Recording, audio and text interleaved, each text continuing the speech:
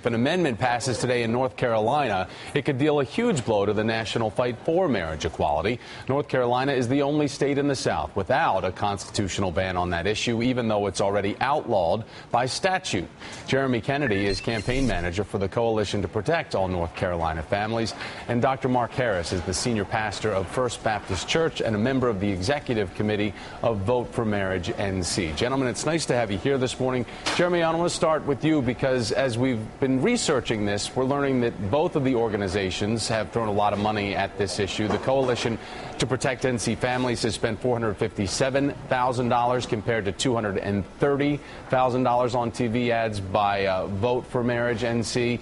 Despite all of that, though, Jeremy, there is talk that same-sex marriage advocates have given up this fight. What is your prediction for what's going to happen today after the vote?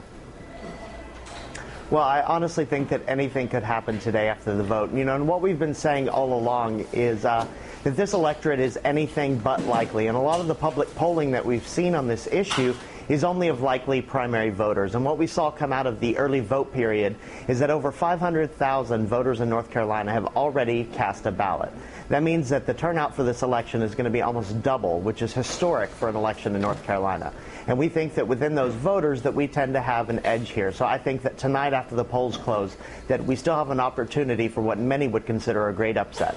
Dr. Harris, your organization is against marriage equality, also is against civil unions. Is there anything that you would say is fair for LGBT protections in way of laws for the state of North Carolina that you do support? Well, I think that we recognize in our state that whether you're LGBT or whether you're straight, right now everyone enjoys the freedoms and the rights here in our state, and they're free to involve themselves in private ceremonies. They're free to do anything they want to do. This amendment is really more about than that. It's more about marriage and what marriage is, the covenant of marriage itself. And so that's what we're standing on today. Doctor, without religious references, what is your argument? Well, I would first of all say I'm not sure you can say it without religious arguments because I think, or references, because I think, first of all, everyone agrees that when you look at marriage, marriage itself is a spiritual principle. God himself defined marriage. He tells us that in the Bible in Genesis 2:24.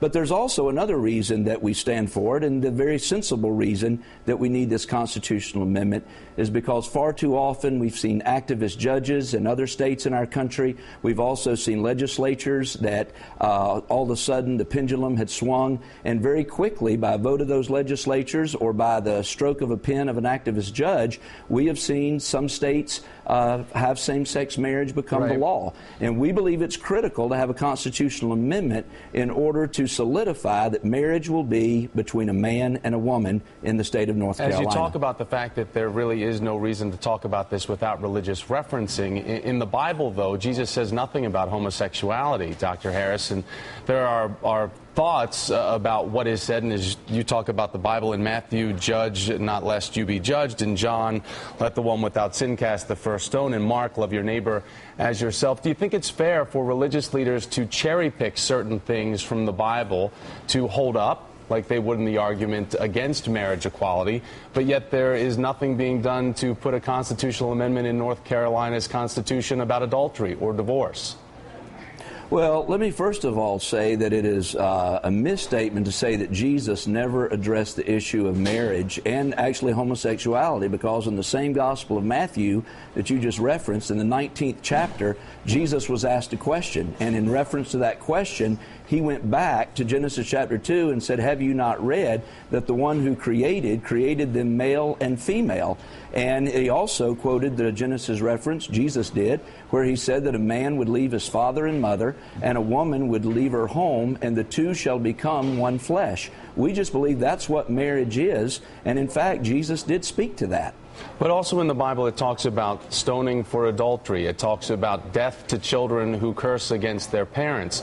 Again, I get back to the argument about cherry picking from the Bible. There is certain evolution that's involved in the way that the Bible has been interpreted, and we certainly don't do everything that the Bible recommends that it says. I mean, even down to mixed fibers or being with an unclean woman. So how do you say that the state of North Carolina needs this type of marriage protection instituted into its constitution when the state already prohibits this type of marriage equality in the first place?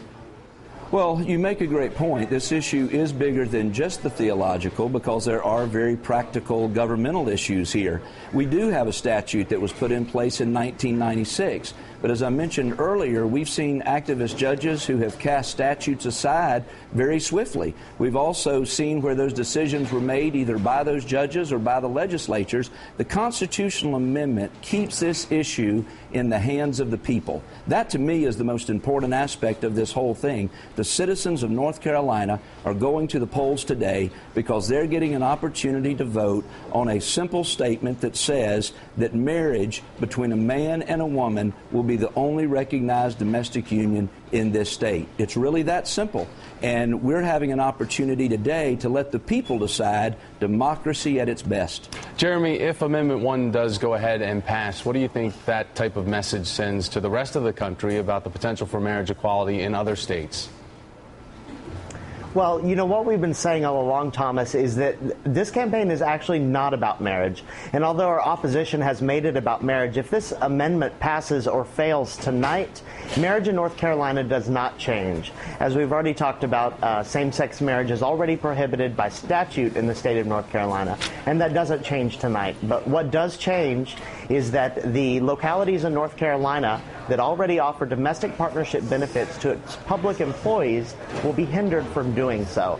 And beyond that, we know that this could put domestic violence laws in jeopardy of being overturned by lower courts. We've seen it happen in other states. And so I think to say that this amendment is just about marriage is false information. We're going to continue to watch, see how things play out today in North Carolina. Dr. Mark Harris, Jeremy Kennedy, thank you so much. I appreciate your time.